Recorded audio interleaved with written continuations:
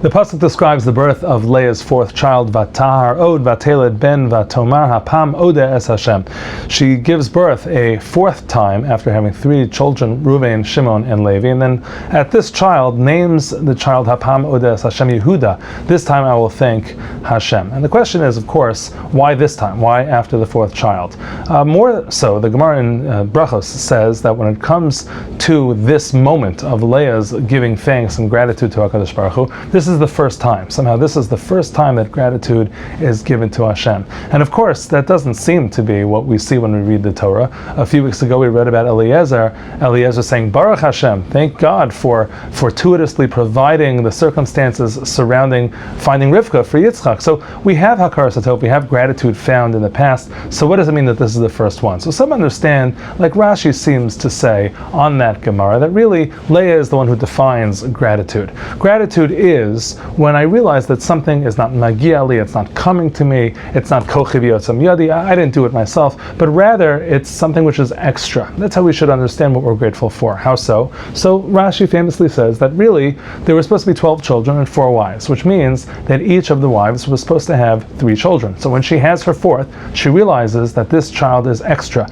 And so in her Hapam Ode Es Hashem, this time I will think, she's really defining what thank you is. Thank you is the ability to say, it's not magia li, it's not coming to me, but rather it is extra, and I acknowledge and understand that. That's the first understanding. Nothing is entitled, and really we don't deserve the things that we get, which is why we are beholden and we are obligated in gratitude. That's the first understanding, I believe. And that probably explains why we say when our Berchos Hagomel l'chayavim tovos, we are chayav, we are really guilty of something, and yet we get goodness no matter what. That's how we frame gratitude. There's another beautiful interpretation from the Maharam Shik, though. The Maharam Shik says that really we can read this pasuk, Hapam Ode Es Hashem, am I only going to thank this once? I'm going to name him Yehuda. So the idea of gratitude is always going to be remembered when his name is mentioned. Always to be grateful. You know, we have this attitude sometimes, what have you done for me lately? Yes, I was thankful when you did the first thing for me, but